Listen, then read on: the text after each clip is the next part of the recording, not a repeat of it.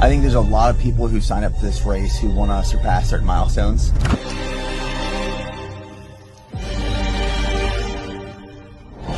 I think there's a few people who are showing up for this race who are prepared and want to actually win. We get to find out who those people are really, really soon. In an ultra, you can always say, like, do my best and go as far as I can. One to win an ultra, that's a completely different game. There's serious risks out here of heat exhaustion and dehydration. You're going to hurt. Someone's here to win. I feel like I have no life. Name of the game, bro.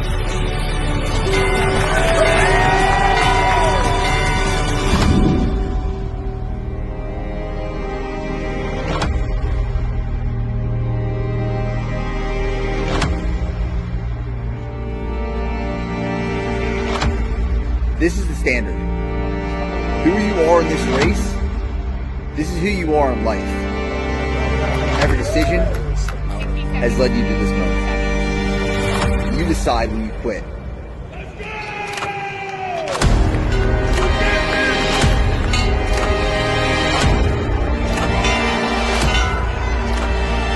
I've ever been around this many people that truly have devoted their all to one athletic feat.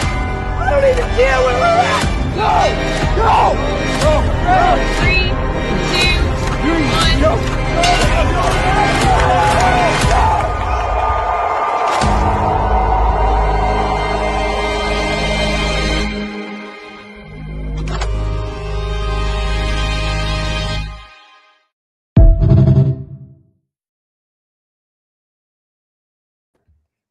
Welcome. Good evening, folks. And thank you very much for joining me, Kendall. No problem. Thank you for having me. That trailer makes me proper pumped up to go and watch that again. Oh, yeah. Like, people told me after watching that, they just wanted to run through a wall. Yeah, I've never, the longest I've ever run is like 37 kilometers. I'm not a natural runner. I've literally started like 18 months ago, and I was like looking in Scotland like, oh, when's the next backyard ultra? That's what I want to like go and try one. After watching that, I was like, oh, that's what I want to go and do. Mm-hmm. It was a great documentary. It's gonna be, if you try, man, like, you might surprise yourself. That's what happened to me in my first backyard. Like, I didn't go there with any numbers as always, and I just ran, and you might surprise yourself. Yeah, we're going to get into all that. I wanted to start, as I was saying before we started this, I've usually got a co-host, so forgive me if I go all over the place. Jake's the organized one. He keeps the ship running smoothly around here. But I want to start off, like, obviously, I want to know a bit about your background. You grew up are you born and raised in Costa Rica? Yeah, that's correct. I was born and raised in Costa Rica. A place called San Marcos. So it's up in the mountains. People think like it's very hot here and very humid, but not really. It's like high altitude. It's quite like fresh weather. All year long, it's like 22 degrees Celsius. Sometimes it rains, but I grew up here around coffee farms. My grandfather is a coffee farmer, so I think I got my work ethic from him. And that's basically where I was born and raised, but I always had like big dreams, and I'm like, I know I'm gonna need some English. So since high school, I started studying by myself, and then from there, just keep building with all the things that I've been doing, including running. Yeah, and you say your grandfather's a coffee farmer. You've just brought out your own coffee, have you, or some? Yeah, I've seen something like that getting teased on your page. Is that your own, or? It's been in the family for a while now, but no one ever like took the responsibility to grow it big. So I think that's gonna be my next step. Nice. My grandfather's coffee farm. We've been involved in coffee like his whole life. Like, he started the farm when he was 20 years old. But no one really took the chance to build a proper brand, and that's what I'm trying to do now. Now you can use the platform. Yeah, that's awesome. Exactly. Were you always into running, or what was your early years? What was your sporting background? Were you always athletic, or did endurance sports come like later in life? Well, I don't come from a family of athletes Mm-hmm. who work really hard, and I saw that in all my family. But in sports, I started when I was probably, I don't know, 6 years old playing soccer, just like to do something. And then when I turned 12, I like to play handball. So I'm like, I'm gonna try this handball thing and make it to the national team. But I wasn't that good. And I also started running just to keep myself in shape. So like from 12 years old, I actually started running. Mm-hmm. And my mom also was running at that time. And I saw her running, and I'm like, I'm gonna run as well to keep myself busy and in shape. And then it's not until I finished high school where I started actually training just running, because I left high school. I stopped playing handball, and I was just going to the gym every now and then. And running became the thing that kept me accountable for my own Mm-hmm. discipline and for my own like mentality. Because if I'm not training, I'm not doing anything. I just don't like it. I cannot sit still, and I needed something to build, something to become great at. Um, if you have like, if you ever feel lost in something, I feel like you can start going to the gym. Yeah, I see a lot of that mindset coming through in your Instagram posts. Yeah, exactly. Like idle hands, like the hard work, like dedication, discipline. I see a lot of that like from your Instagram posts. I appreciate it. I'm glad Yeah. that I can communicate it. But yeah, then I just started running. First ever marathon I did like probably 2 or 3 years ago. After the marathon, I thought, this is tough. Like I didn't like it. I'm gonna run farther. So So I you didn't like the marathon, but you thought I need to go further. go and get better because I was Oh, right. Okay, I get you. I get you. exactly like, What obviously I'm assuming your grandfather gave you that like work ethic, but yeah. what made you want to like compete in events? Was there anyone, did you look up to anybody like in running in particular, or was it just like you enjoyed running, you had that kind of work ethic instilled from working on the farm, and you just entered your first race? Or I think it's more about the working hard and mindset than the sport itself. yeah. I think it's not too much about running. It's more about using that things that I learned through working on the farm. Because I was very young, like I was probably 13, 14 years old when I was working in the farm. And I'm like, I want this to end. I don't want to work in the farm. But I was there working, and it felt good when you finish and you just go back home and you make money for yourself. So I learned to do that, and then I applied to something else because I Mhm. stopped it. So I got running, and then I just wanted to become great at that, and use the mindset to get better at running. What do you think changed from it being like just something you did to then something that's like defined, well, basically like your life at this point, isn't it? It's like it's what you want to be like great at. Like where was that like defining moment that it's like it became like your purpose? Was there anything that switched, or was it just you just got hooked on the like Yeah. almost like that go one more kind of mentality? That's a pretty good question. So I actually wrote these way before, like when I was 14 years old. Mm-hmm. My own notebooks from different years, and I decided to go back to them. And I'm like, I wonder what 14, 15-year-old Kendall was thinking. And I found that I just wrote, I want to help people, and I Okay. didn't have a clue how that is gonna look like. And you just have like an idea, or and I thought that was my purpose. I just like felt so much fulfillment by doing that, and I didn't know how I was going to do it.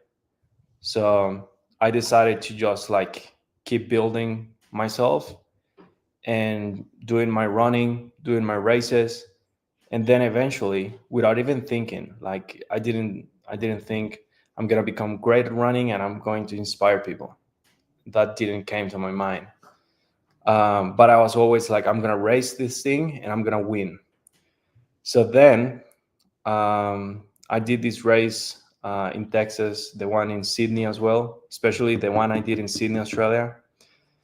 That one, I was the only 21-year-old who got to 48 hours plus, and I was running with 4 elite runners. Yeah, And I believe were you the youngest person ever to get over, was it 200 miles in a backyard ultra? that's what they said. Yeah. I didn't find any like reliable source to confirm that, but my coach told me when I was getting close to the 48 hours, and he's like, "Come on, they are checking on your record. You might have a record of the youngest person to ever run 48 hours." And I'm like, "Holy shit!" And I got so happy. How old are you now? That was when you were 21. How old are you now? I'm 21 at the moment. Oh, so you're still 21. So Yeah, so you've only done a handful of backyard ultras, haven't you? I've done 4 so far. 4 now. Yeah, Was the last one the Go One More? correct. Yeah, Yeah. I'm gonna do another one next week. Yeah, I've seen that. I've got questions on that, but I don't want to jump forward.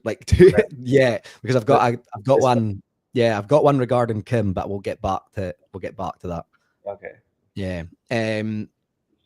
See, for your training, because we've kind of got that. We've got the specific person. What is it what is it you find what's it that hooked you on the sport of not just running, but that ultra, the ultra distance? Is it the suffering? Is it the challenge? Is it the the solitude? Because obviously you can't listen to music when you're out there on the course, can you? It's just You can. oh, can you? Yeah, I didn't realize you could there. You can bring your computer if you need to. You can bring a pizza, TV if you can. Yeah. No way. To the loop. Yeah, that's it. What is it drew you to the backyards, over just running a marathon or an ultra? Well, when I did the marathon, my first ever marathon, I never ran that far. I'm like, I wonder how it feels. So I just went and did it, but I wasn't prepared. And then after that, I found the backyard ultra space, and that was my first ever ultra, official race. I did a 50K before that, but just on my own. And I just like the challenge. I like at that moment, to see how it feels to push beyond the limits that you think you have. But then once you get to that limit, you start to change a little bit. And then you do the next race, and then you find the new limit that you built before. So it's been like building a new limit every single race. And this can also translate to training, because when you're training on a daily basis, sometimes you don't want to go run, but then you go run. And it might even be a 5K, a 10K, it doesn't matter. Yeah. It's not the point. But you reach that moment where you don't feel like training and you still train. And in a backyard ultra or in an ultra, you find that spot where you don't feel like running anymore, but you keep running. And these things taught me things that are going to help me in my future, as in personal problems, family problems, and tough things that are going to come in my life. But then I'll be more prepared to handle them, because I have these limits that I've been pushing beyond and beyond. So I just feel like it's going to prepare me to be better for my own family, for my own team, for my own people, or the people that I inspire. And going back to the topic that we talked before, is there's been people who text me in social media and emails, and 20-year-olds, 18-year-olds who are listening to me. And it feels like a big responsibility to try to help out. Exactly. So I'm like, they're actually doing the things that I tell them to do. So I better tell them right. Yeah, leading from the front. Exactly. Yeah. Yeah. And as I say, doing hard things, it's going to build that mental resilience. It's going to give you those tools to handle the pressures of life. Exactly. Yeah, that's Very cool. recently, I heard a phrase. I think this is from Alex Hormozzi, Mm-hmm. and I agree with him. He said, "Well, everything's hard in life, so you might as well build a hard life that is worth living." Mm-hmm. So, if life is gonna be hard anyway, if you don't try, it's gonna be hard. If you try very hard, it's gonna be hard. If you're an entrepreneur, it's gonna be hard. If you're an employee, it's gonna be hard. So you might as well build a life that is hard, but it's worth living for you. Yeah, it's like kind of goes back to there's other sayings like easy life, easy choices, hard life, hard choices, easy life. Exactly. I mean, Yeah. just Yeah. do the hard thing. It'll make your life. It's hard in the moment, but it makes your life easier down the line. Exactly. It's gonna feel way more, like way better once you're about to die. Yeah, that's it. Yeah. What do you coach yourself? Have you got? I know that you had a team like looking after you at the backyard, but what's like a typical like what's your training? What's your coaching? Like, have you got a running coach, strength coach? What's that look like for you? Yeah, I do have a running coach. His name is Sam Harvey. So he Okay. got the assist world record at the moment. He ran 118 laps, and I've been working with him since I did even before the Sydney Backyard Ultra. So Okay. I've done 4 backyards. I did my first one, and then from there I decided that I want to be good at the backyard. So I'm like, I'm gonna look up who is the best in the world. Yeah. Hire Sam, who his record at the moment was 101, I believe. And then I did 3 more, in which I won this one, my second one, with 29 hours. And this one was the Sydney Backyard Ultra with 50. And then he flew with me to Texas to coach to crew me. And then we won this one as well. Yeah, and that was 67, wasn't it? Well, 67 when it stopped, wasn't it? Yeah. E7 when it stopped. Was it 57? I thought it was 67 for some reason. Oh no, Kim's just done 67, hasn't he? Kim have done, yeah. 60. Yeah, That's right. yeah. I'm jumping forward. I'm going to jump forward and we'll just ask it now. See, for this next one you've got in, is it 11 days time? Do you a week? Is it? Aye, is it 11 days? 11 days. Yeah, that's right. Yeah, aye, yeah. Do you feel pressure to either match or like beat that just with how the Go One More ended, or are you just like, nope, just what's in front of me is what I do? No, I don't feel pressure at all. I'm going there to do my job. I've done this many times, and I'm just gonna follow my plan, follow my strategy, do my own race. I don't care whoever shows up in the race. I actually do care because there's people. I was going to say, do you know anyone that's showing up? No, I know some people. They text me in Instagram. They're like, "Oh, dude, I want to meet you. I'm gonna do this race." So there's been like few people who are going to the same race. I don't know them. I just know that they're coming. But yeah, I don't feel pressure at all. I never felt pressure, and I'm just going there to do my job, do my plan, win the backyard, and I don't really care about the numbers. I don't care if I do 38, 48, 67, or 100 hours. So yeah, it doesn't matter because it's as long as you beat the person that drops out before you, isn't it? Exactly. Yeah. Even there's no point in doing any more than you need to do. Exactly. Yeah. Yeah. If I do my own like personal record, I'll be happy. But the goal is to win it. So if I still do, let's say we do 28 hours or 30 hours, which is like a small backyard. Yeah, I was going to say. I'm still happy because I'm going to jump back in training. And exactly. Yeah. If you're pushed to your limits, then that can take time off because did you not get rhabdo from the Go One More? Yeah, that's right. It wasn't like a massive rhabdo, but I got some. Yeah. What was the recovery like after that? Oh man, like first week I didn't run at all. I usually don't run like the the first week after the backyard. Yeah, I can't imagine wanting to run after Yeah, 56 hours or 57 hours of running. Yeah. it's kind of like the best week because you just get to sleep and eat. Yeah. So first week, just like try to recover, eat, sleep well. Then the second week, try to start moving, like walks, easy jogs if you can.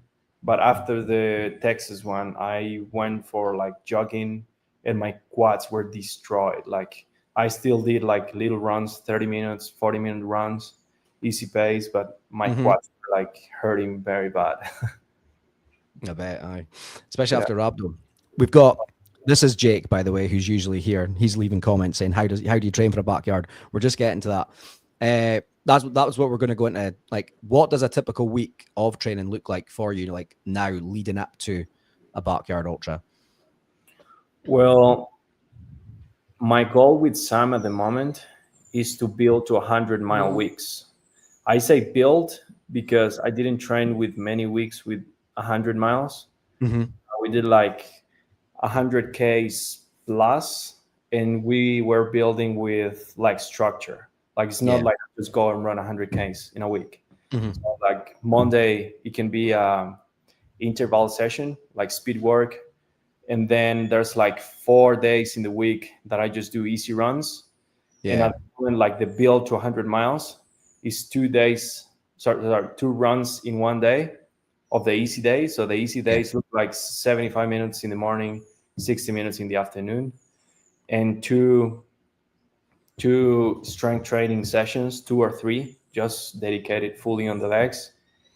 And then also like 2 more speed sessions, like, so let's say Monday speed session, Tuesday easy runs, Wednesday speed session, Thursday easy run, Friday easy run, Saturday tempo workout. So the last tempo workout that I did this last week, which was like the last building week, was 3-hour tempo.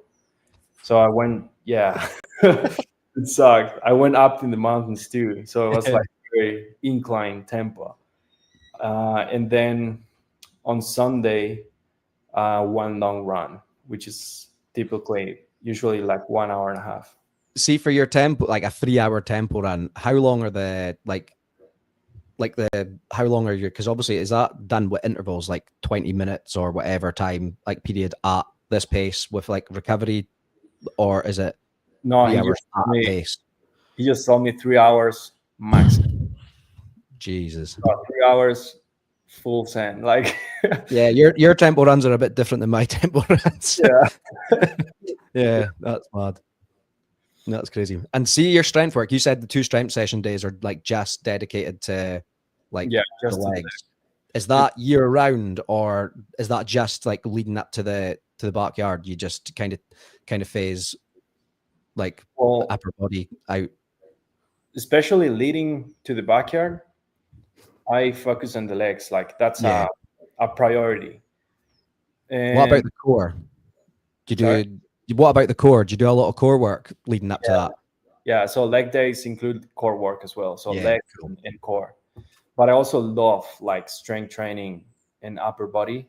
So every now and then I put like upper body sessions like 2 times in a week at least. And that's just for fun. It's not like the priority, but I just go and do it. I was doing like before, like right before leading to a backyard ultra, let's say months before, I was doing like everyday runs, just like how I told you, and then 2 or 3 sessions leg day, and then the rest of the day is upper body. So I was training 2 times per day, strength and running. But then when I'm building for the backyard, it's just like running and legs, and a little bit of fun with the upper body. Yeah. How does your coach, or have you got a separate person that handles like your nutrition, or is that all done with your running coach, or do you just handle that yourself? Well, I always ask him for advice, but he's just like the running side. The run. Yeah, he just give me suggestions about like strength work, and I take some of them, and some of the others I just add in myself. Upper body, I do it all myself, and nutrition, I do it all myself as well. So, which is maybe not ideal, but I try to take care of it. Yeah. What does your nutrition like say versus like just a typical kind of training day, like calories, like food quality, and then what's it like when you're actually at a race? So do you mean like nutrition in race day in a Yeah, backyard? or well, no, a typical day, a typical training day. Typical training day. So there's like typical days, which is about probably 4,000 calories burned, and then like the tempo work. And if I do another workout, it can get up to 5,000 calories consumed. So I try to eat very heavy on carbs on that day specifically, and try to not do a deficit on that day. So before the run of the 3-hour tempo run, I eat a lot of carbs, then do the run, come back and start eating protein and try to hit 5,000 calories. But then the other days, I usually burn around 4,000, maybe even 3,500 if it's a very light day. And I try to be on a deficit of probably maybe to 200 or 400 calories, just to drop a little bit of weight for the backyard. So that's what I was going to ask. Was there a purpose of were you actually trying to get lighter for the backyard? Yeah, it's got that purpose because I've been on a bulk my whole life. So yeah, yeah, that's it. Because some of the guys that came, some of the boys that were there at the Go One More there were some big dudes there, eh? But then you and Kim were probably like slighter than the other some of the other guys there, like Justin. Is it Justin Truitt? He's quite a big dude. Oh yeah. He's big. He's strong. Yeah. But it almost like scared me how similar Kim and I were, because I was telling someone, I don't know if it was Kim or someone else, but I'm like, dude, it's actually scary, like how close we were of the like physically. Like almost the same size as me. I don't know, we didn't measure, but it looks like about the same height, and weight we were the same, 85 kilos. And yeah, it was something to see. Yeah, you were physically, like, attributes were like pretty much like on par when you were watching, like especially when I was watching the documentary. It was cool. Yeah. See, for anyone that hasn't heard of what we're talking about, they should by now, because we've brought you up on this show probably about 3 or 4 times, and I've told people to watch the documentary probably more than that. Yeah, I don't know. Hopefully Jake's watched it by now. I've told him to watch it multiple times. For anyone that doesn't know what a backyard ultra is in general, can you give them like a rundown of like how it works, what it is, the goal, the purpose? Absolutely. Treat them as if it's like someone that's never heard of it before. Okay, so a backyard ultra, it's race with the last man standing. So the winner, there's only one winner, and everyone else is considered a DNF or did not finish.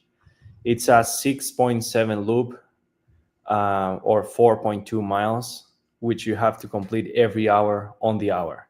So for example, let's say you start at 12 midday and you do 6.7 Ks in that loop, which is the same place you run every single loop, and you finish at 45 minutes. You have 15 minutes to go to your camp, because you're going to have a pop-up tent, a chair, your camp, your crew, and you rest, you eat, you recover, you change your shoes, whatever you have to do. And then you go back into the corral, and you have to start at 1 p.m., which is the next hour, and so on until people drop, and you are the last man standing, hopefully. And it's an easy race. It's easy to run 6.7 Ks in 1 hour until it's not. So that's the whole point. It's a very mental game. And you can never judge something or people, because you don't have to be this like ultra marathoner or crazy marathon runner or very achieved person. You just have to be willing to win it and endure a lot of pain. And that's what it takes. That's it, 'cause it's not about who can get that loop done the fastest, is it? And then spend multiple times recovering.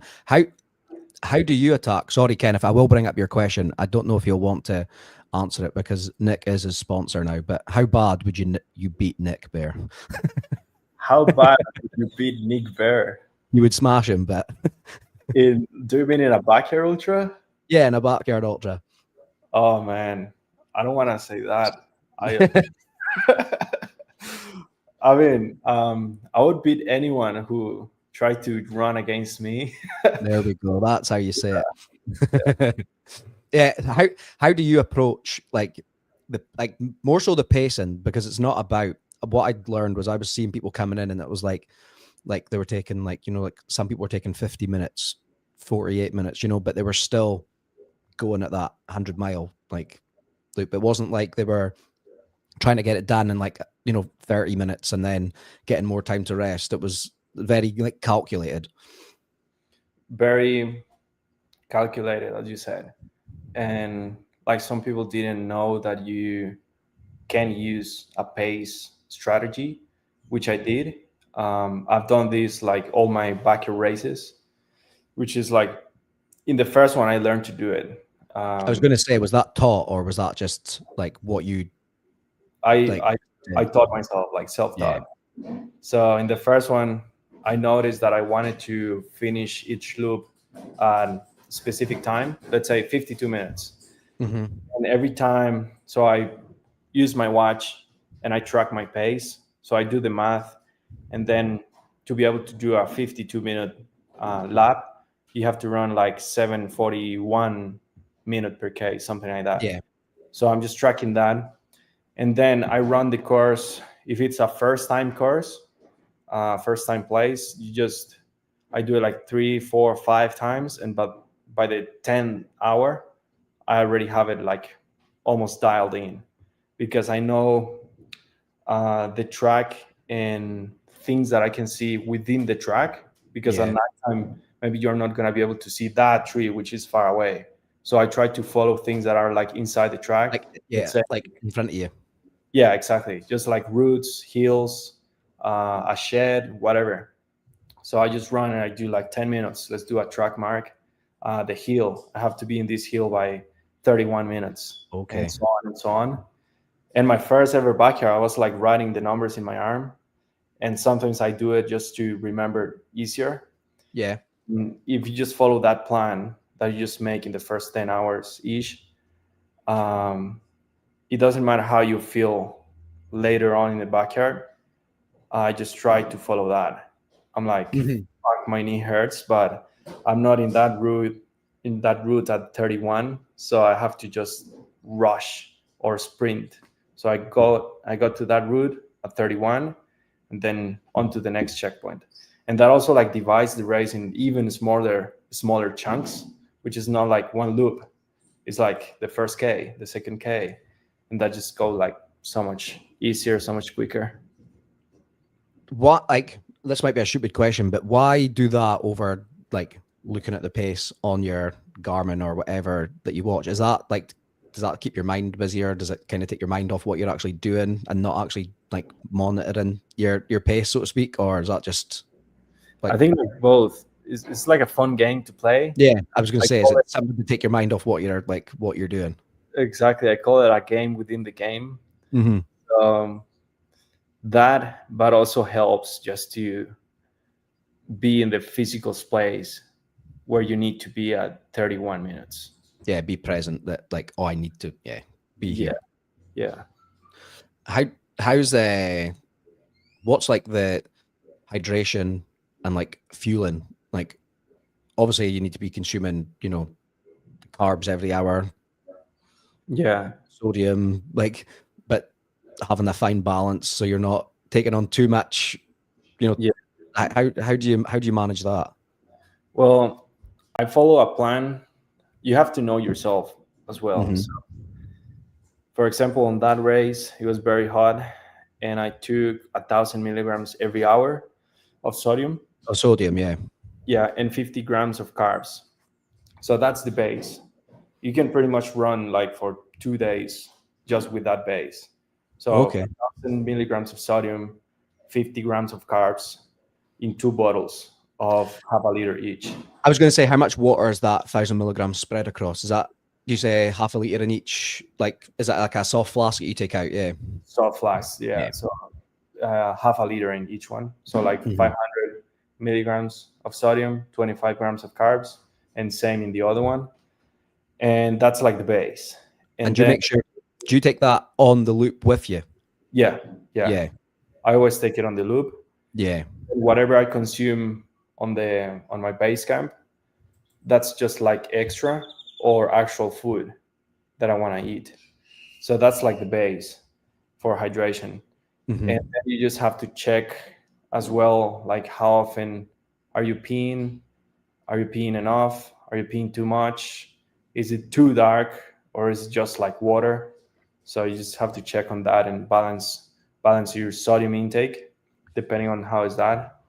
But a pretty good guide, I say guide because you just guide and it's not like a rule.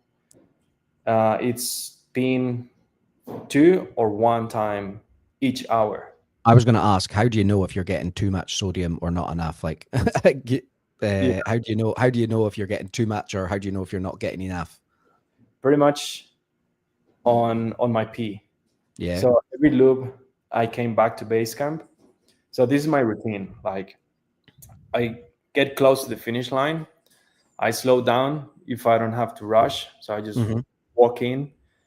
I take everything, all my gear, and I put it inside a hat or in my hands. So I take everything outside my pockets as I'm walking through the finish line. Have everything ready, put it in the hat, or give it to my crew. So that's all taken care of. Yeah. I don't have to spend time like sitting in the chairs, like looking for my stuff around. So as you're walking, you're doing something for your crew. So it's easier for them. And then once I'm sitting, or once I'm walking, as I give everything to Sam or my crew, I tell them what happened in that loop, any important information. Like, let's say if it's nighttime, I'm just going to say like few things, like very quickly. This is what we're going to do. I'm going to sleep. I'm going to change my socks. Okay, you said sleep, so go straight to bed. Not any more words need to be said. So you just go straight to bed. If it's daytime and you're not going to sleep, I just tell them what they need to know. And then we work it out from there. Like, pee 3 times. And it was very clear. So my coach is like straight away, okay, 3 times, that's too much. I'm going to put more sodium. You're not taking enough sodium. Okay. And then he sorted out, and I go back on the next loop already prepared with the things I said before. So if you're going to pee more, if you've not got enough sodium, and you'll probably, like, that fair to say, you'll pee more if you've not got enough sodium, or? Correct. Yeah. You're not taking enough sodium if you're peeing too much and if it's clear, or you're probably drinking like heaps of water. Yeah. Sean Lenderman here in the comments, he's done a few backyards. I'm pretty sure he's done them as a team. He's saying, where do you poop when you have to run every hour? Fair question, right? Like, this is the question that people want to ask. Yeah, it's totally okay to ask that. People are already asking that one. So I pooped 2 times in that race. Over 57 hours. Yeah, so just 2 times. And it was just in the start because I already ate so much the day before. So that's the food that I ate the day before. Yeah. And the food that I'm taking now on, like, it's like the next day. In the next day, like 24 hours plus, that food is being burned all the time. So there's no poop. Okay. No. Yeah. Do you keep fiber low when you're doing something like that? Do you like take that into account, like keeping fat low, keeping fiber low, to like very low? So it's easy to digest. Correct. Yeah. So very low fiber and very low fat. I'm very careful with those things. Like, I've had troubles before in other backyards, so I already know a bit my body. But every time I'm taking fiber, I'm like, ooh, I'm just gonna bite a little bit. But if it's not that, I'm just like, eat a lot as well. Yeah. Heidi wants to know if you're single. Nothing to do with running, but she wants to know if you're single. I'm not single. Fair question, and it's been asked multiple times. Right, where were we? What surprised you the most? Like, especially during the Go one more, or you can talk about the Sydney one as well, because obviously you got over that 200 mark and that. But what surprised you the most? Like once you were like, like deep into your first, deep into the ultra marathons. I'm assuming in the Sydney one, that was the furthest you'd ever gone. What surprised you the most? Like once you were like really in the thick of it, like into that second, past the second day. Mm-hmm. Well, I could say like things that surprised me the most in the race, or also like after the race. Yeah, both. Yeah, go for it. Experience. So like during the race, obviously the lead runners, like what it actually takes to be an elite in a backyard world. I learned a lot from them, and I also saw the friendships that are like born in those races and how friendly they are. They want you to go further. Because you're not looking for people to like quit. Exactly. Yeah. So, but also like they push you to go further. If you want to reach, I don't know, I say I want to reach this number, and they're gonna go for 100 hours. I'm like, okay, let's work together. These are the things I need to know. They just gave me all their strategies, and they also helped me to run 2 loops. Like they paced me. So yeah, to give more context, it was like 48 hours into the race, and I was almost done with the race. I'm like, I don't want to run anymore. I did 200 miles. I'm very happy with what I did. I told my coach, and he's like, no, you're going back out there and you're going to do more. He didn't tell me how long. I'm like, let's do 50. Here's a funny story for you all. Like, I haven't tell these like very openly, just maybe few people. But my coach, I told him, I know that he's a he's very successful backyard ultra runner. And I knew that he was going to push me far, which I like. And when I got 48 hours, I'm like 200 miles in, and I'm like, this is it. I'm wrapping up. I'm the top 5. I run with all the elites. Everyone who were in the open backyard already quit. So I'm like the winner of the open. Yeah. Outside the people who were invited to the race. And I'm like happy. And then my coach, I'm sitting in the chair and I'm like, we need to talk. And I told him, this is your dream, it's not mine. And that really hurt him, because it's a hard thing to say. Like, he's been like working with me for so long in the race, 50 hours with me. And I'm just telling him, this is not my dream anymore. It's just your dream. I thought I didn't want to run that far, or I didn't want to be like a backyard ultra runner or a ultra runner. But then I did 50 hours, and those 2 hours, the 48, so the 49 and the 50th, 2 guys, Jashi or Jonathan Ash, I think is his name, and James, those 2 Australian guys, they helped me to do 50 hours. So they run with me the loop. He's like, what time do you want to finish? And I'm like, let's do a 55 to go easy. Yeah. Like, okay, go with me.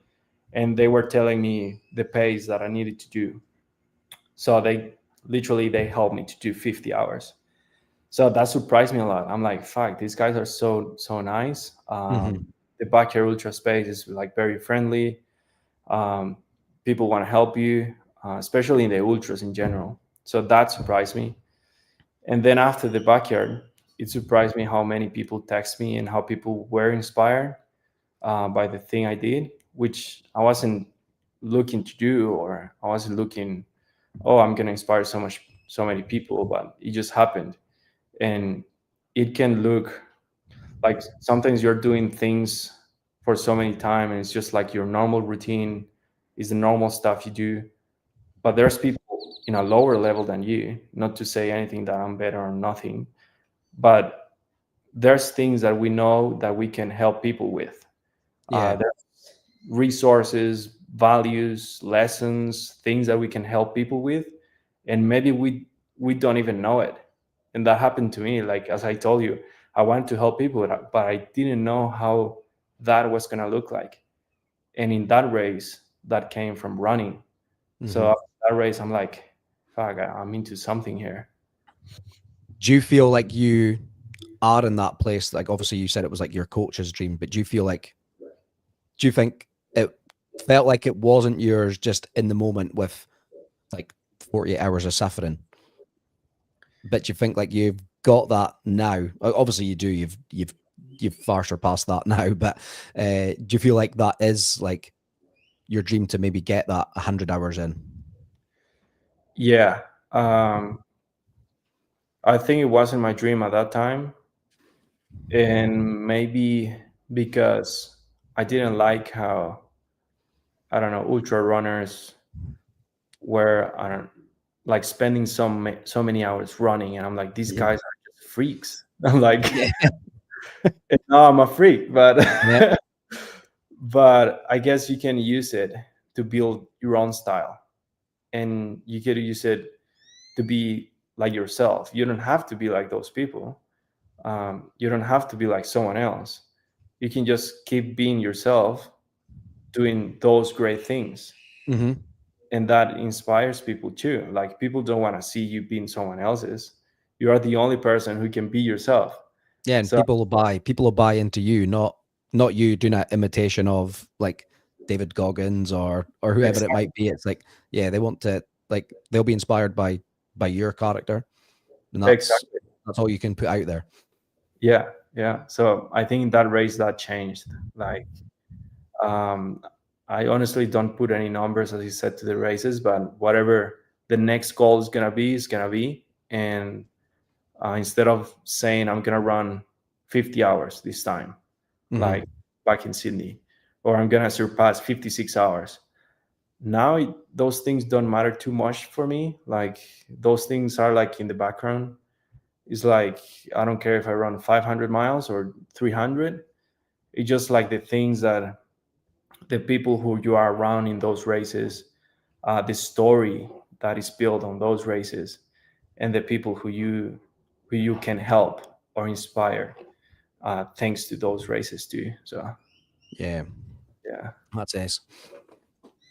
See, when you're like deep in it, do you have like internal dialogue with yourself? Like, is it, obviously everyone's going to have that internal dialogue, but is yours, does it come from a positive place, or is it like do you negatively speak to yourself? You know, when you want to quit and you're thinking about like, right, this is my last lap, I'm not doing another one. Have you got like a positive self-talk, or are you like negative self-talk when you're suffering? Yeah, I think that's a good question. I think we all do. Because this is literally what I was learning after Texas. So every time I do something new, something different, any new project, every time I read a new book or the Bible, there's like little data sets, as I call them, or things that you learn. And if you pay attention to those things, you might learn something very valuable that is going to help you out for the rest of your life. And after Texas, I learned that we have those two, the good and the bad. Yep. Bad would be, oh, your knee is hurting. Why don't you stop? Why don't you slow down? Take it easy. Walk. Come on. It hurts so much. The good one is like, you said you wanted to win, so go win. This is your duty. Your family is looking for you. Like, people are looking at you. You are going to inspire so many people, and so on and so on. So I imagine a line. Imagine like a line of the good and the bad. So every time you feed that bad voice, you're like with two steps. Yeah. You're like on the fence. Like, you're looking, do I go good or do I go bad? And this means in a race, stopping or not running anymore or slowing down. And you're not like very consistent with your laps anymore. And you are leaning more to that bad spot because you're looking for evidence to stop. It's like, oh, my knee hurts, or I already ran 200 miles. I'm already the youngest person to do it. Yeah, even though that's such a good thing, but it's a bad thing because you're thinking like, oh, I can just call it quits now because I've done this, and it's kind of tricking you into like stopping. Yeah, Exactly. So it's that like little beach boys that you're listening to, and you are like stepping, leaning a little bit more, a little bit more, a little bit more. But also on the good side, there's a lot of good. I think there's way more good than there is bad, because bad is gonna be like temporary, or maybe it's not so bad. Maybe I'm like talking too much like extreme stuff in a backyard ultra. Is like, oh, your foot is broken. It's not bad. It might be, but what I mean is that there's so much more good, at least in my races or in my life, that I'm deeply grateful for. So I'm always trying to look for that spot. And this is gonna look like, maybe I'm getting more personal here. no, But go for it. yeah, I'll get more. I'll give you more details. But in your own life, look for things that are good for you and your family, or things you love. Your story. I always say that your story, or your background, or you not speaking the language, or you not being an athlete from a family of athletes, all those things might look like a disadvantage or a negative thing. But once you overcome those, it becomes a story. Yeah, There's a random guy from Costa Rica who never ran before, and he's coming to win a backyard ultra. Like, who's this guy? I'm like, fuck yeah, let's win this kid. But also, when I'm trying to look for that edge, for that good spot in my race, in my actual race, it comes up to my family. It comes up to God. Someone asked me before, like, is there any mantras that you repeat yourself during the race? And the first one that came to my race, like the first thing when I was struggling, is like, okay, this sucks, it hurts, but there used to be a man who died in a cross, and this is actually nothing. So that kept me running more, and the pain sort of like fade away. I didn't feel much pain anymore. And then after that, when I was also struggling, there's more family related things, like my uncle. I have an uncle who is always like very tough and challenging people and working very hard. And it just came to my mind. It's like, oh, don't be a bitch, just keep running, or something like that he always says. So I just came, like, okay, I'm just gonna keep running, fair. I also lost an uncle when I was training in Australia, and I learned from him that it doesn't matter that you're going through struggles. There's always good things that you can find in your life. And some of the last things he said to my grandma is, grandma, don't worry, or mom, don't worry about me. I already did everything I wanted to do. I'm a happy man. And just watching him suffer from cancer, and he was just becoming skinnier to the point where you could see his skull. You could see his bones, like his arms were like this size. And you see that, and he's still fighting. He's still like waking up, trying to go to the toilet by himself. And he was still smiling. He still had that positive outlook. Yeah, exactly. I'm like, fuck, I cannot like stop here because I have a fucking blister. So it's like, there's no chance I'm stopping here.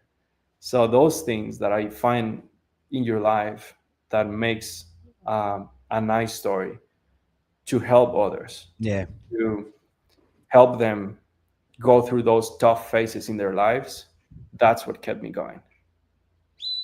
Thanks for sharing that, by the way. Like that's awesome. Like Really? that's like the proper purpose that we like, you know, that what we talk about, like having that, like something there that's going to push you through like the hard things. Like that's it right there. For sure. I was going to ask, because it's funny you covered it anyway, because I was going to ask if you had any mantras, because the one that kind of like sticks with me, and it's from Justin Ran it there. He's got that. It's just pain, isn't It's it? And that kind of, yeah, it's just pain. Like that's his like that's his thing. It's like it's just pain. How do you distinguish between like, because obviously you're going to be like going into a backyard ultra, like, or any kind of like ultra endurance event like that, you need to kind of be prepared that it's going to be, you're going to have a lot of pain during it. Like, how do you distinguish between like it's just like something that you can push through, or something that means like, oh, I need to stop? And have you ever had to stop because of like an injury? Yeah. Because you were pretty sore during the later stages of the BPN one, weren't you? I remember seeing that a few times. Like, who was it that was running next year during the documentary in the fence? The female, like, was she part of your team? Part of my team. Yeah, but I'm sure it must have been part of your team. Oh yeah, I think in the documentary that it was along the fence. Yeah. That's my mom. Is that your mom? I wondered if that was your mom or not. Yeah. Oh, that makes it even more awesome that she was there, like, doing that. Absolutely, man. And that also comes back to the purpose. Yeah, there we go. I saw her running before, like when I was a teenager, and he was running there with me. So I told her, Mom, I'm gonna bring you that horseshoe. And I'm like, I said that I was gonna bring it to her, so I cannot stop here.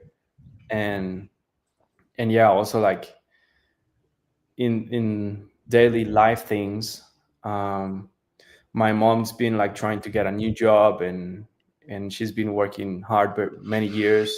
Mm-hmm. And this comes back to like way before like I started running and stuff. That's why I like push so hard, because I don't want my family to keep suffering. So I guess like I tried to take that on myself. And running, I saw it as an opportunity to build this stuff, to eventually retire my mom, or make a better life for them. So that's part of the purpose. So it was very powerful to see her running there and to watch that back in the documentary. Yeah, what was the question? I just wanted to know, like, because obviously you were in a lot of pain then, and I wondered, because I thought to myself, is that his mum? But I wasn't sure. But knowing that it was, it makes that even more like that moment even more like powerful and impactful, because you could tell you were in a lot of pain there. And that's Sean saying here, like, that shit was so powerful with his mum, that it made him jealous because he didn't have that relationship, you know. And it was like, if you've not watched the documentary, you need to go and watch it just to see what we're talking about. Yeah. That, like, how do you like, that was basically the question was, how do you differentiate between like pain that you want to stop, but you know you can push through it, and pain that you just have to stop? Harmful. Yeah. I think like the most like dangerous pain or injury, it might be like internal organs. That's like the only thing I'm scared of. But you are often running on injuries in these races. It depends like the level of the injury. But the last world record, my coach Sam was running with one broken Achilles. And then like getting to the 80 hour or something, 80, 90 hours, the second one. So he ran from 80 to 118 hours with two broken Achilles. That's insane. Yeah. And he just like lay down on the ground because he couldn't literally run anymore. So that's what not being able to running anymore. yeah. Not the blisters or that's you don't stop running for a blister. You stop running when your muscles cannot move.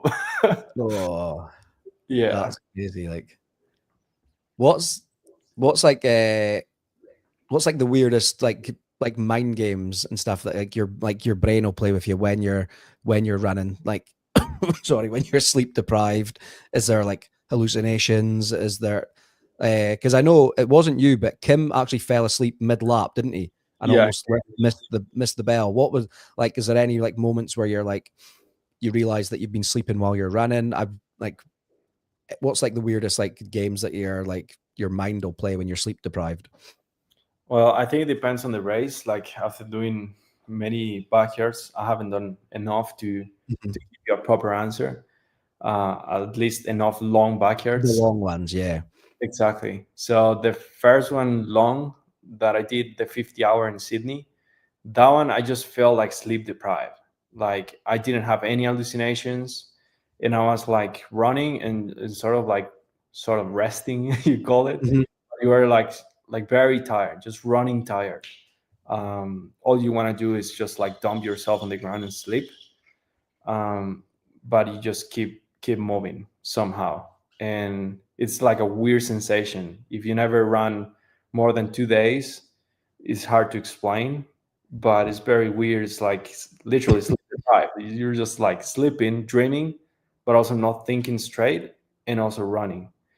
um, but your body is literally trying to sleep while you're running. It's like you're Yeah, sleeping, it's like trying to moving. shut down. Yeah, so sometimes it's like dangerous to lose a race because you just like stop thinking. You forget Mhm. about the race, and you might even get to the point where it doesn't make sense the things you're doing. You are just like sitting in the church, for example, and you're like, well, what was I doing actually? Like, oh yeah, I have to go run, and you just go in the start line and just know that you have to run, but nothing makes sense anymore. Almost like on autopilot. Exactly, yeah. Yeah. In Texas, the only hallucinations I had, it was like I was hearing things, but I didn't see things. So I was running and I was listening to the Garmin sound, the lab sound, every now and then, and I look around and there's no one. It's only Kim and me, but Kim is like way in a different spot, like 300 meters in front of me, and he wasn't there. There's no other runners. There's no camera guys around me, and I'm listening to Garmin watch, and mine is not going off. And I also heard steps behind me. I was running, and I listened to like the echo of my Mhm. own steps, and I thought it was someone else. And again, there's nothing behind me, and this is like deep into like 2 a.m. in the morning. And I also heard people clapping and cheering for us because every time we run past like the first loop, Yeah. run past the base camp or past the finish line, and there's people like cheering for you, but I was not there. I was like Yeah. to the loop where there's no one, there's no neighbors. It's 2 a.m. and I was listening to people clapping, so that was weird, but nothing visual. That's mad. Yeah, Do you see when it was just you and Kim out there? Because when did the third place finisher drop out? I think almost around 100 miles before us. Yeah. So you've got Yeah. 100 miles of just yous guys on the course. Did yous run together at all and speak, or was it just like he did his thing, you did your thing? Very little.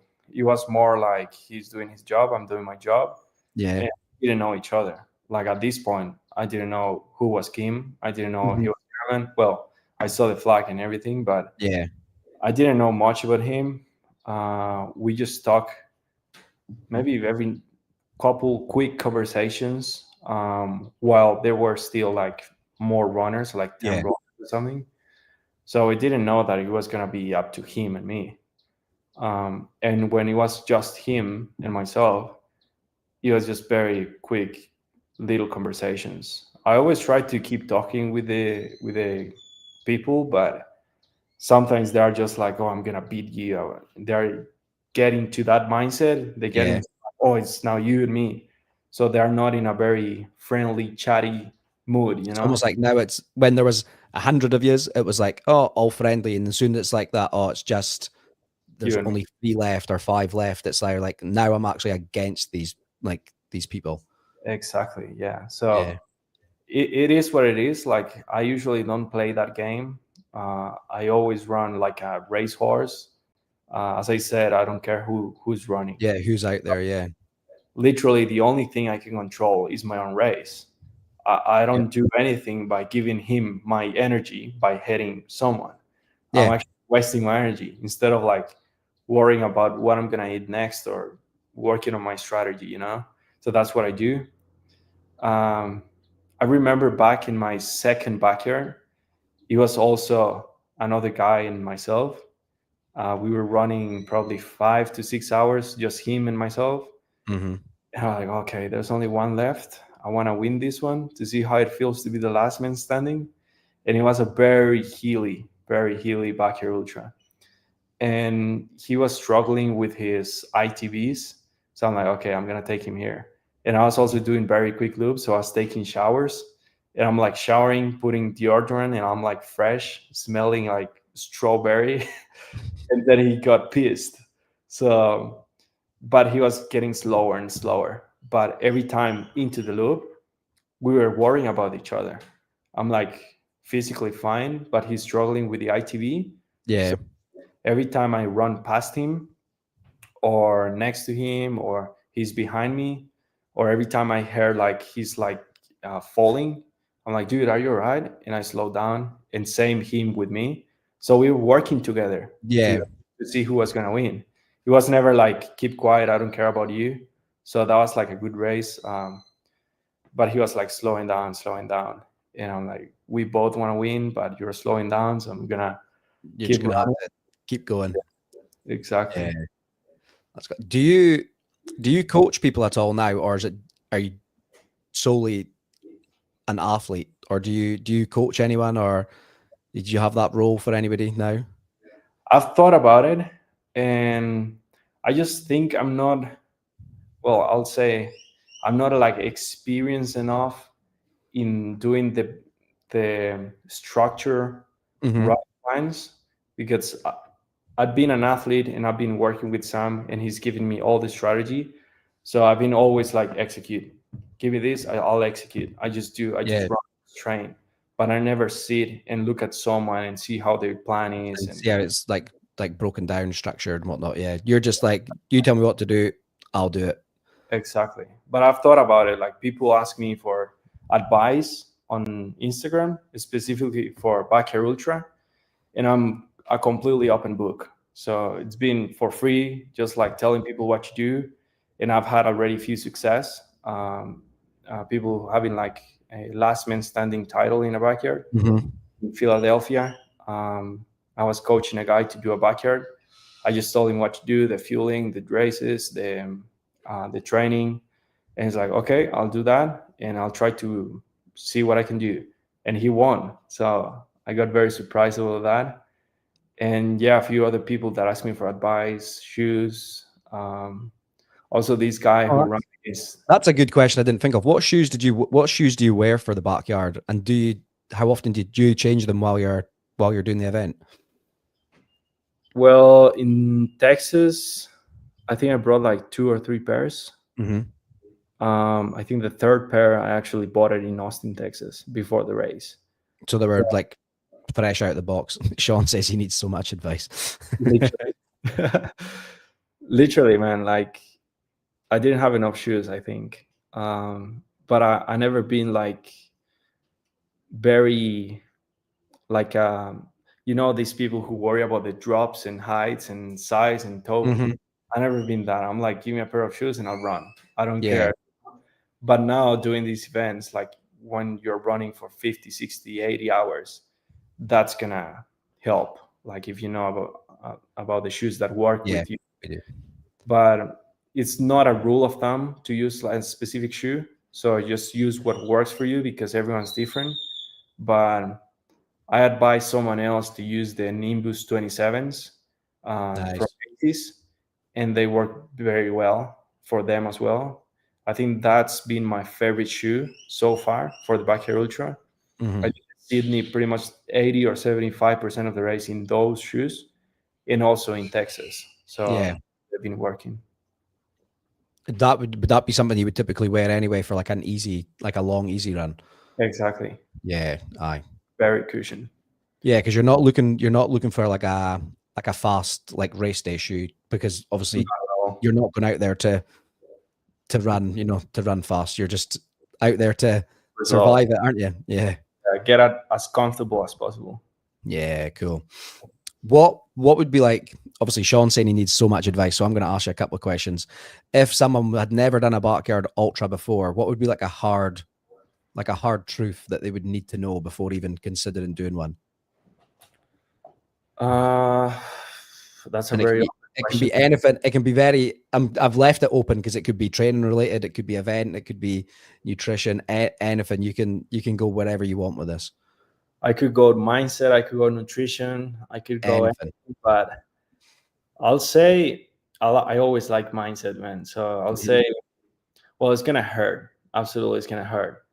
But just remember how you're gonna feel when you finish.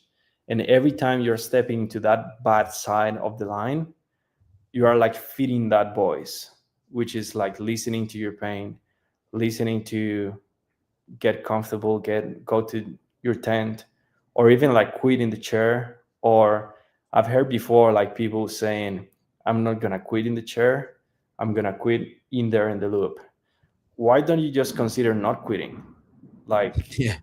yeah, actually try. Like, if you actually try very hard, you might surprise yourself. Yeah, I seen a few people like obviously in the doc, but then I followed it along when it was happening live, like on Instagram stories and things like that. And there was people that was like that. I'm not going to stop now. I'll go out just to make it, past this and then come back. So they were starting in the corral, starting the lap, but then not finishing it.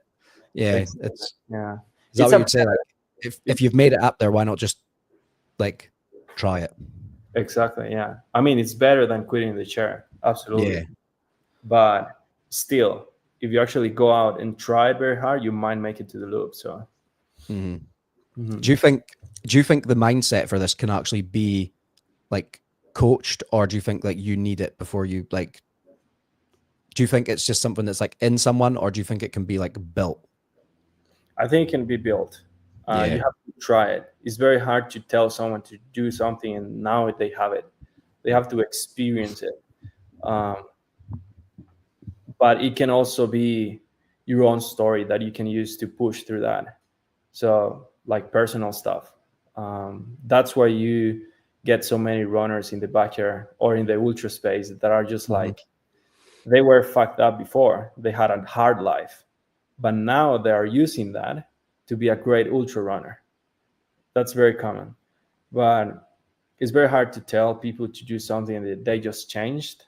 Change happens when you do it, when you actually execute on it and you practice it. So Yeah. I think that's the only way to actually build it. Yeah. What's obviously you've got your race in 11 days, and then is the next backyard ultra like the repeat of, are you running it back at Go One More? Yeah. So what date's that? Because I know someone that's actually got a lot, like one of the lotto tickets for that from where I live. She's going over to Texas for the Survive the Night one, but I know she's been put in for the Go One More as well. Who's that, sorry? She's actually a High Rocks athlete that she's been on this podcast before. She was the fastest High Rocks athlete in Scotland, and then she was over competing in Australia, and she was run over by a truck, and she couldn't run for like the best part of 18 months. Her foot had to get rebuilt, and she was told that she would never run again. And she's just completed an Ironman, and she just did her first backyard, and now she's gone over to Texas for Survive the Night. Her name's Bryony Keys. Okay. I might see her because I'm not gonna race, but I might be around. I'll send you her profile, and I'm sure she'll watch this because she was buzzing when I said that you were coming on. Awesome. Yeah. That's what I love, man. Like literally, that's exactly what I'm talking about. Like they told her she's not gonna be able to run anymore, and now she's doing a race. And she'd never done a backyard before, and she'd never done an Ironman or anything like that. She was a High Rocks like athlete, and she'd only done High Rocks for about less than 2 years as well. She's basically like, she sets her mind to it, and she'll do it. Nice. I like so it. It'll be interesting to see how she gets on. So that's your next race. Is it? Can you see it being yourself and Kim? Do you think head to head again, or do you know anyone else that's going that you've kind of got your eye on? I have no idea, man. Like that's very hard to predict. Yeah. These races are very like unpredictable.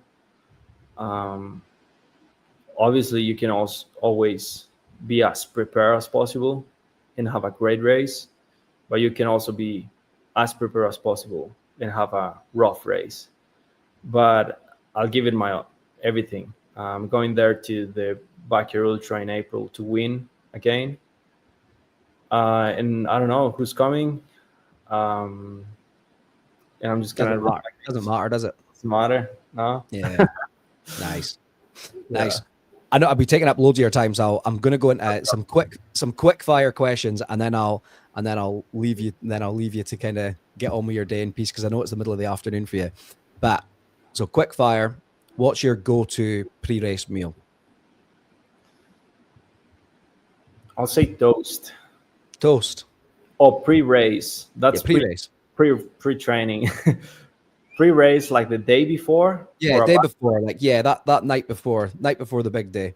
Okay, so a whole day before a Backyard Ultra, I eat a lot. I start the day breakfast, probably 5 eggs, 6 eggs, 2 or 3 toast, potatoes if I have some, maybe oats, bananas, and then after that I start snacking. So I eat snacks, Pringles, chips, anything very salty, very heavy on carbs, any snacks that I like. Lunch, that's the big one. So the last time in Texas, I did something that I'm going to repeat now, which is go to a barbecue place and buy baked potatoes. So I buy a bit of beef, not too much, maybe a quarter of a pound or even less. Eat that for protein, and then as many potatoes as I can eat. So probably 2, because they're very massive, 2 or 3. Yeah. And the thing I did in Sydney, instead of potatoes, I did like the same thing, but rice, quinoa, and potatoes. But potatoes been working very well. After lunch, I'm very full at that time, but I also have dessert. I have like a pecan pie, or whatever the dessert is like selling at the moment. Maybe ice cream as well. And then keep snacking if I can feed anything. At that time, I'm feeling like throwing up. I was going to say, do you eat to the point where you're feeling uncomfortable? Is it like would you stop if you started to feel uncomfortable? Or do you just know, I need to get enough in? Yeah. Yeah. But in the afternoon, like 4 p.m., 5 p.m., I try to finish everything at that time so I can actually sleep. And then digest, yeah. But yeah, at the end of the day, I'm almost feeling like throwing up. Yeah. It's not nice, is it? No. And then for training, do you listen to music, podcasts, or do you like to run in silent? Both, like all of the above. Like every now and then I run with music. Most of the time I run without anything, just in silence. And when I do like a long run or easy run and I'm feeling like a podcast, I put a podcast. But it's probably 50% of the training is done in silence. Do you use caffeine gels or do you like coffee? Well, I know you're going to say coffee because you're coffee. Working at a coffee farm. Silly question. Yeah. Just for tempo workouts, I get the caffeine gels. Yeah. Everything else, coffee every day. Coffee. Yeah. What's your dream race location? Like you can choose anywhere in the world to race. I haven't been to Colorado or Utah. Okay. I want to go there. Probably Switzerland as well. Yeah. Yeah. Would you prefer to race in a colder climate over somewhere like Texas? I think so. I kind of like cold. Not like running on snow, but I do like the cold. Yeah. I can imagine the heat would be like absolute fucking dog shit to run in like that. Yeah, especially if you not eat or drink, you get stuff. What's your worst bonking moment? And for anyone that doesn't know, that's nothing to do with sexual encounters. Bonking is like hitting the wall. I was gonna ask, what's that? Yeah, well, like hitting the wall. Yeah, like the worst in like history or in my races. Yeah, anytime. Well, first backyard, my knee, like behind my knee, not the actual knee, was hurting bad. That was painful. But I don't know if I ever had like a very bad one. No. Probably my first marathon ever, I think, because it was super hot in the middle of the summer in Australia. It was probably 40, 43 degrees Celsius. And I ate too much before the race. In the morning, I ate too much. I overfueled. I couldn't digest. And I also had a migraine while running, and then it disappears. I almost threw up. So it was a rough race. I think my first marathon ever. Yeah. Cool. And then we'll finish on, what's one word that you would describe the Go One More like ultra experience? Surrender. Yeah, there we go. That's a good one. Sweet. Right. Thank you very much. If you've got anything to plug or want to kind of shout anything out, like, go for it, and then I'll let you go. But thank you very much for coming on. I appreciate you, man. Thank you for inviting me. I know it's been like a few attempts to get me on the podcast. Now we finally did it. Couple, yeah. Yeah. There we go. No, thank you very much. I'm always sharing stuff in Instagram, anything that's going on. Buy my coffee, and that's it. That's what I was going to ask. Have you actually got is there a website for the coffee now? There's going to be a website called porticacoffee.com. It's not built yet. I'll pull up your page so people can find it. Yeah. So that's my grandpa in the last post. Yeah, go and farmer. Go and drop Kendall a follow. There you go. It's just Kendall PFX. That's cool. I was watching this earlier. Yeah. He's the king. How old is your grandfather? 70 something, probably like 73, 74. He's still out there working on the farm. Oh yeah. That's amazing to see. Keep him fit as well. Absolutely. He's super healthy. There's nothing going on with him. It's hard to keep up with him. I remember working in the farm like a few years ago. He was walking, like, let's say we are like doing crop season or something, and he's walking around. It's hard to keep up, man. So I was joking around with a friend, and he said, like, I thought I was working hard, and then I saw this. I'm like, dude, I had to become an ultra runner just to barely keep up with him. Yeah, to keep up with your grandfather. Yeah. There we go. Yeah. Once that website's up, you've got your first customer, Sean Lenderman, right there. I appreciate you, man. Thank and you. If you ship it to Scotland, I will certainly purchase it. Love it. Thank you. Yeah, there we go. Right. Thank you very much for coming on, Kendall. And we'll easily have you back on anytime you've got anything to promote or closer to the Go One More next year. We'll easily get you back on. I appreciate you, man. Thank you very man. much. Thank you very much for coming on. What time is it there? It is 9:30 at night.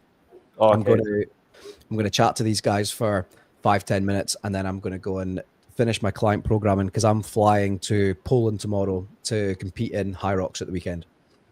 Okay. Best of luck in that, man. Smash it. Thank you very much. Good luck with your race next week, and we'll be keeping in touch. Thank you very much again. See you later. Cheers, buddy. Thank you. There we go, folks. How do I unshare this from the stage? And we'll go in here. There we go. And that was Kendall, everybody. Cheers, Sean. What a fucking guy, yeah. What a guy. And I don't know if you noticed, but Jake wasn't here, so I had to do that all myself. And thanks, Kate, for, what does she say? John just sits there. Well, John, I starred that comment. John just sits there while Jake talks. Sometimes I do just sit here while Jake talks. Sometimes I get like into the conversation and I forget that I'm actually here sometimes. And then, especially if it's people that I'm interested in, and then I just forget to I forget to pipe up. You know, but I had no choice but to speak tonight. It was all me. Jake was busy this evening. Yeah, I'll tell you, I had an interesting one after we came back from Coaches Congress. I was ill all last week, right? Had the flu. I can't remember. I came on live last, so not just Sunday past, but the one before that. And I think he does appreciate people like that. He's not into running, so he just doesn't like saying ultra. I don't think he truly appreciates it, but maybe he does appreciate it. Maybe he's watching this. Maybe he'll tell us himself. Yeah. So anyway, last Sunday, not the one that we were at the Coaches Congress, but the one before that, Joseph Ramirez was in this chat and he was saying how he had a cold, and I fucking jinxed myself and said all my clients have been ill all week around me, and I feel fine. I don't get ill. Well, I woke up on Tuesday with the fucking worst flu ever, and I was ill. I was ill all last week. Stupidly still trained hard because I've got the High Rocks on Sunday, and then wasn't sleeping. We went to London. Jake and I had the fucking best time at Coaches Congress. I know Jake's done a whole podcast about it, but it was on a very specific topic. We had the best time in London. It was monkeypox, yeah, probably something like that. We have spoke daily since 2021, but we'd never actually met each other before. Oh, I wonder if I could send the video. 2 seconds. I'll send the video. Oh, here we go. Yeah, actually, I'm going to tell the story later. I need to go. But anyway, I was in the hospital yesterday for a blood test because I had an autoimmune response because my body had basically shut down and I basically couldn't move the left side of my body yesterday. I can today, but I need to leave it at that. I'll fill you in when I get back from Poland. But thanks very much. I need to go because Haley needs me in the house. Good night.